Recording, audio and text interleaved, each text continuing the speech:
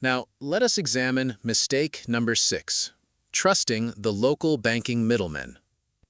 Many people make the fatal error of believing that their country's central bank and domestic commercial banking system operate independently to protect national interests. The reality of modern monetary architecture is far more subordinate. Almost every central bank outside the dominant Western monetary hegemony operates as a shadow franchise of the global monetary hierarchy. Consider the mechanics of what happens when the U.S. Federal Reserve, responding purely to American domestic economic pressures, decides to aggressively raise interest rates to combat inflation.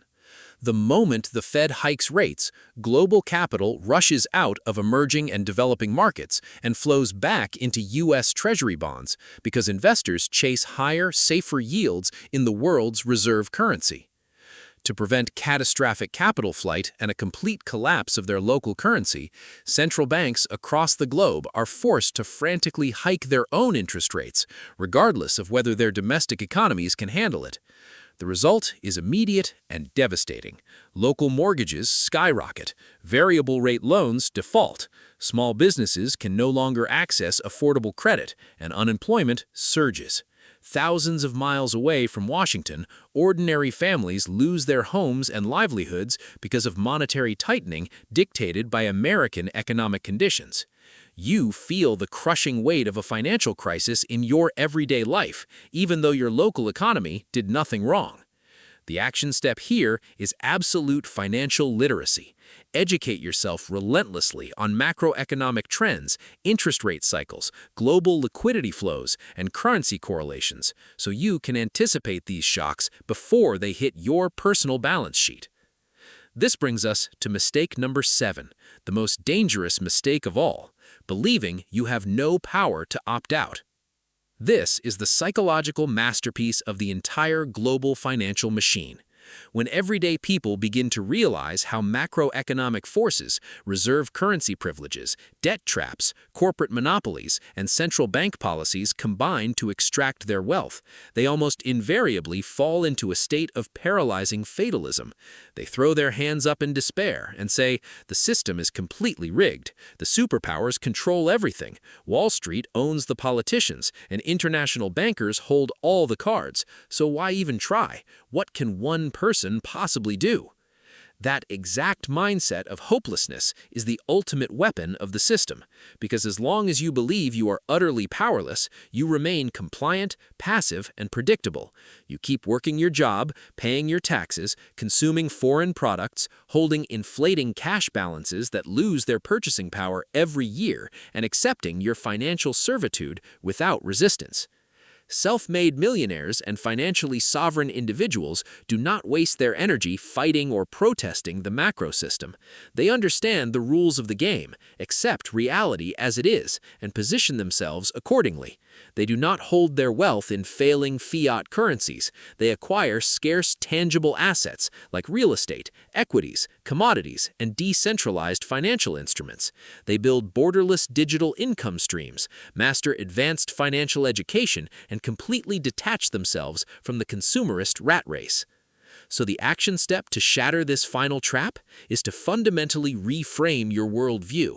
Stop playing the game of consumption designed for the masses and start playing the game of asset ownership played by the elite. Here is the ultimate unifying truth that ties this entire economic reality together. The secret global financial game relies entirely on your ignorance, your distraction, and your compliance. When you spend your entire life trading your precious hours for local fiat currency, buying foreign corporate goods, and holding cash balances that lose their purchasing power every year, you are unknowingly funding a global empire, while your own family's wealth slowly leaks away into the ether. But the exact moment you wake up, the moment you realize that true financial sovereignty is never granted by governments, benevolent central banks, or employers, but is engineered through relentless personal discipline, asset accumulation, and macroeconomic awareness, everything changes. You do not need to control global monetary policy to become wealthy. You simply need to stop letting the systemic extraction machine siphon your potential. The version of you that breaks free from this generational cycle of financial struggle is not some distant fantasy character. It is simply you making smarter, more intentional, decentralized financial choices starting today. So, here is my final, uncompromising question for you. Are you going to continue feeding a global system that takes your hard work, dilutes your currency, and leaves you struggling on a treadmill? Or are you going to wake up, take absolute control of your financial destiny, and start building real, untouchable wealth for yourself and your family? The choice has always belonged to you. Start building today. The action step here is rigorous and requires daily discipline. Audit where every single dollar of your household spending goes every week.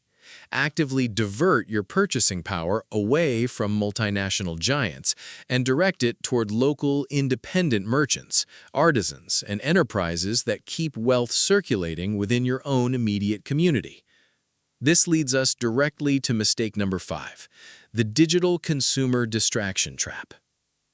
If you want to understand how modern empires maintain control without firing a single shot, look no further than the export of consumer culture.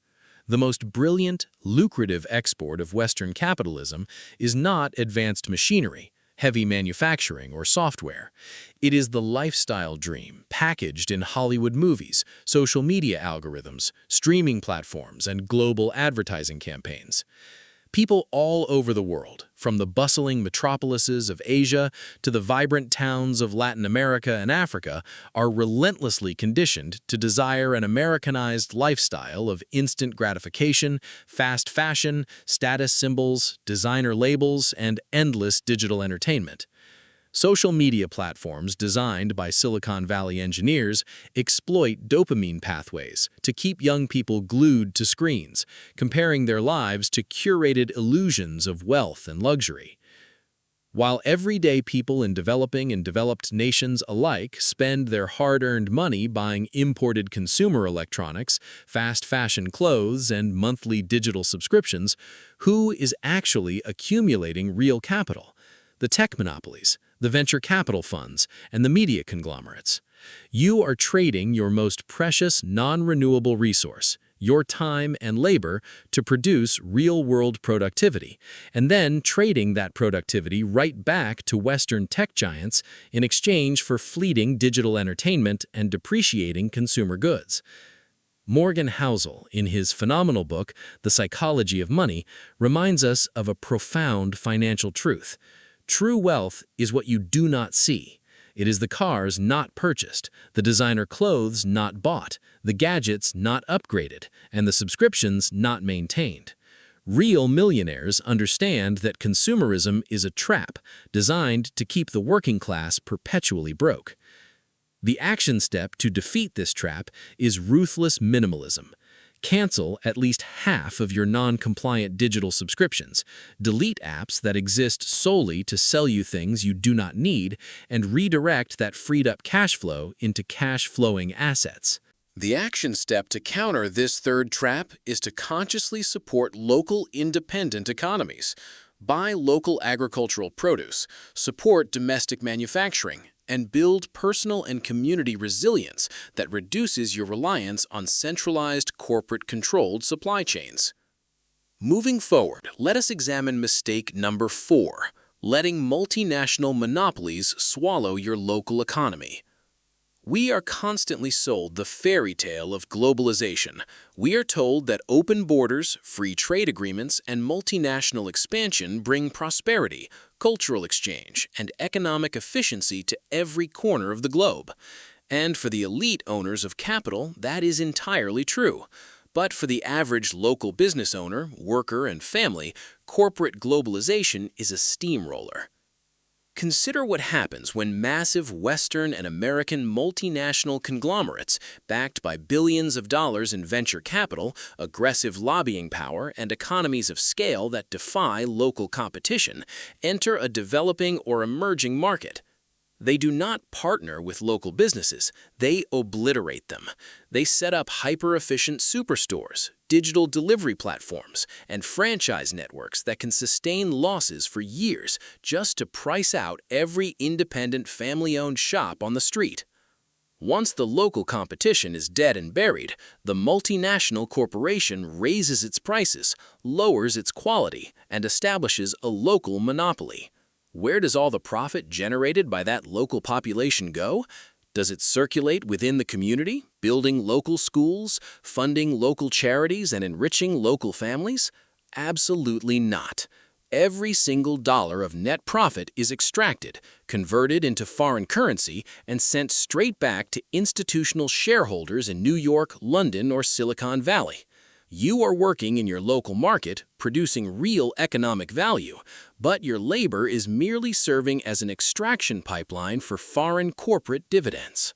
Ray Dalio, the billionaire founder of Bridgewater Associates and one of the most astute financial historians of our time, has written extensively about the rise and fall of global reserve currencies throughout history.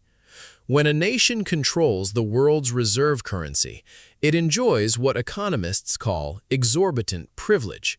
It can run astronomical trade and budget deficits, live wildly beyond its means, and consume the wealth of the world without producing equivalent value in return. Meanwhile, citizens across the globe foot the bill through higher import costs, crushed local purchasing power, and subservience to American monetary cycles. To break free from this second trap, you must diversify your personal financial exposure away from single currency dependence. Build international mobility into your assets, diversify your income streams across borders, and refuse to keep all your eggs in a fiat basket controlled by foreign monetary overlords. This brings us to mistake number 3, the global debt trap disguised as aid. When you turn on the news and hear that the International Monetary Fund, commonly known as the IMF or the World Bank, has approved a multi-billion-dollar bailout package for a struggling developing nation, what is your initial reaction? Most people feel a sense of relief, assuming that wealthy Western institutions are acting out of pure philanthropy, helping impoverished countries build schools, hospitals, and infrastructure. But if you look beneath the glossy press releases, you will find one of the most effective imperial extraction tools ever devised. When a developing nation falls into currency crisis, often caused by the very global macroeconomic shocks we just discussed, these international financial institutions step in with rescue loans. But these loans are never free gifts. They come wrapped in draconian, highly calculated conditions known as structural adjustment programs. The IMF demands that the sovereign nation's government implement brutal austerity measures. They must slash spending on public health care and education, remove subsidies on basic food and fuel, privatize state-owned utilities like water and electricity, open their borders to unchecked foreign imports, and sell off national natural resources, mines, oil fields, agricultural land, to foreign multinational corporations for pennies on the dollar. John Perkins, a former economic hitman who spent his career convincing developing nations to accept massive, unpayable infrastructure loans, exposed how this system operates in his groundbreaking book. The mechanism is simple. You trap a sovereign nation in unpayable foreign debt. Once they default or struggle to make interest payments, you effectively repossess their economy. The country's government becomes little more than a collection agency for Wall Street bondholders and Western banking cartels. The citizens of that nation pay higher taxes, receive degraded public services, watch their local businesses crushed by foreign monopolies, and see their national wealth drained across the ocean.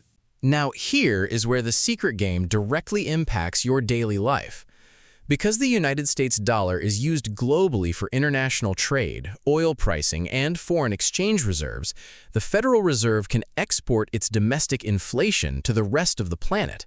When they print trillions of fiat dollars, they dilute the global pool of liquidity. Developing and developed nations alike are forced to absorb those newly printed dollars, driving up import costs, crashing local currency valuations, and forcing your local central bank to mimic American monetary policies. You are paying for economic recklessness and domestic spending sprees executed by a foreign government in a country you may have never even visited. Every time the Fed expands its balance sheet, a microscopic piece of your hard-earned savings is stolen through currency debasement. The immediate action step to protect yourself from this first trap is to stop holding your long-term wealth in cash that can be printed away by foreign bureaucrats. You must transition your purchasing power into hard, scarce assets, real estate, productive equities, commodities, or decentralized stores of value that cannot be inflated away by a computer command in Washington. This leads us directly into mistake number 2, falling for the petrodollar illusion. If you have ever wondered why your local currency chronically bleeds value against the greenback, you have to travel back in history to the year 1971. For decades prior, global currencies were anchored to gold, providing a strict discipline on money creation. But in August 1971, facing mounting economic pressures, U.S. President Richard Nixon unilaterally suspended the convertibility of the U.S. dollar into gold, effectively ending the classical gold standard and plunging the world into a purely fiat monetary experiment. Overnight, the dollar was backed by nothing more than the full faith and credit of the United States government. Without gold backing, why would any rational nation continue to hold or trust the U.S. dollar? To solve this existential crisis and keep global demand artificially high, Washington engineered a brilliant, highly strategic geopolitical arrangement with the Kingdom of Saudi Arabia and subsequently the rest of OPEC. The deal was simple, yet devastatingly effective. The United States guaranteed military protection and advanced weaponry to Saudi Arabia. In return, Saudi Arabia agreed that every single barrel of crude oil they sold to the world would be priced exclusively in United States dollars. Think about the sheer brilliance and malice of this mechanism. Oil is the bloodline of the modern industrial economy. Every nation on Earth, whether it is Japan, Germany, India, Brazil, or South Korea, must have oil to run its factories, heat its homes, power its transport, and feed its citizens. Because oil could only be bought with U.S. dollars, every single sovereign nation on the planet was suddenly forced to constantly earn, borrow, and hoard massive reserves of U.S. dollars. They could not simply print dollars, they had to export their own real goods, services, and labor to America in exchange for greenbacks, just to keep their national lights on. Here is a reality check that almost nobody in mainstream media is willing to give you. You wake up early every single morning. You battle traffic or crowded public transport. You put in 8, 10, or 12 hours of intense, exhausting labor at your job or running your small business. You stress over deadlines. You sacrifice time with your family. And you try your absolute best to save whatever meager pennies are left over at the end of the month. Yet no matter how hard you push yourself, a terrifying pattern keeps repeating. Groceries get more expensive every time you visit the market. Rent or mortgage payments consume a larger slice of your paycheck than ever before. The currency in your savings account buys you less and less with each passing year. You feel like you are running on a treadmill that keeps accelerating no matter how fast your legs move. And if you ever dare to voice your frustration, the standard advice you receive from financial gurus is insultingly simplistic. They tell you to budget better, to stop buying coffee, to work harder, or to hustle your way out of poverty. They tell you that your financial struggles are entirely your own fault. But what if that is a monumental lie? What if the reason you feel permanently stuck on the financial treadmill has nothing to do with laziness and everything to do with a massive, invisible, decades-old global financial machine? What if there is an engineered system operating quietly in the background, thousands of miles away from your home, designed specifically to siphon the wealth, productivity, and energy of everyday hardworking people straight to the epicenter of global financial power. Today, we are going to pull back the curtain and expose the secret financial game. We are going to look past the political rhetoric and examine the raw macroeconomic machinery that dictates why you work until your hands are calloused while others reap the harvest of your sweat. And I want to warn you right now before we even begin, the seventh and final point we will cover exposes the exact structural mechanism of how your hard-earned money crosses borders without your consent, leaving you impoverished while foreign empires expand. If you want to understand why the world feels rigged, listen to every single word of this script. Let us begin with mistake number 1, believing that inflation is just a natural economic accident. When the cost of living spikes in your country, when the price of fuel doubles, when your local currency loses its buying power overnight, what do your politicians and central bankers tell you? They tell you it's just normal economics. They blame supply chain bottlenecks, unpredictable weather patterns, temporary market shifts, or random geopolitical anomalies. They speak in dry academic jargon designed to make you feel like inflation is as inevitable and unpreventable as a rainy afternoon. But behavioral economists, macro-financiers, and economic historians know the unvarnished truth. Inflation is not a natural disaster. Inflation is a hidden, insidious tax. It is a deliberate policy tool.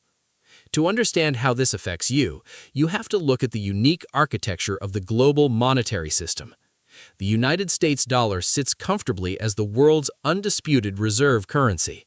This status grants Washington and the Federal Reserve an unprecedented, godlike superpower.